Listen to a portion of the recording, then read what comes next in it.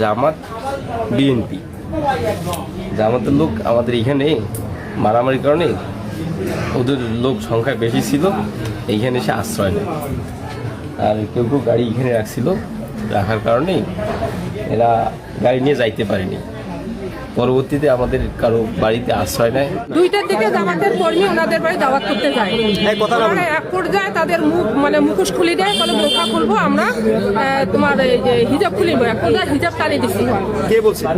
বিএনপির লোক, বিএনপির মহিলা। এইটাকে কেন্দ্র করে ওই মহিলাকে মারধর করছে, জামাতের মহিলাকে। জামাতের মহিলা এক পর্যায়ে মেডিকেল হয়ে গেছে।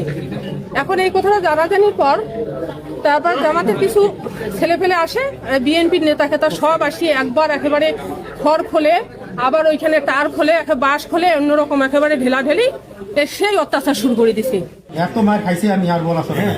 আমরা মারামারি একটু টুপি থেকে উত্তেজনা শুনি, আমরা পাম থেকে জালাল ভাই একসাথে গেলাম যে যাতে থামিজ যাই। আর এই থামিজ যাওয়ার আবার লাঠি ছোটা নিয়ে, গাছা লাঠি নিয়ে তারা দাঁড়িয়ে আছে।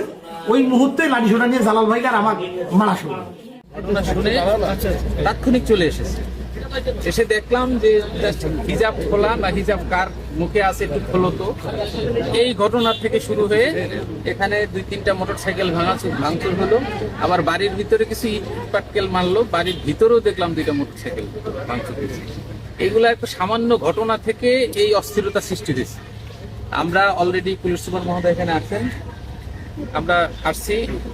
আমরা এটা সর্বোচ্চ আইনের যতটুকু করণীয় সেগুলো করার জন্য তদন্ত করে আমরা এটার ব্যবস্থা। আমাদের লালবানিরহাটে সেই এখন পর্যন্ত এই ঘটনা ঘটেনি, আজকে প্রথম এরকম একটা ঘটনা ঘটলো।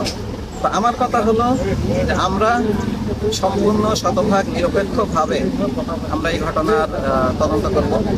যার যতটুকু অপরাধ তার ততটুকু দায়িত্ব নিতে হবে, আমরা এটা এনশিওর করবো। এবং আমরা আপনাদের মাধ্যমে এই এলাকাবাসীকে এটাই আশ্বস্ত করতে চাই, পুলিশ সবসময় আপনার পাশে আছে এবং যে কোনো বিপদ আপদ বা যে কোনো সুবিধা অসুবিধার ক্ষেত্রে আমরা তাৎক্ষণিক রিয়াক্ট করবো। এবং আপনারা জানেন যে আজকে খুব দ্রুত কিন্তু পুলিশ রেসপন্স করেছে এবং আমরাও চলে এসেছি।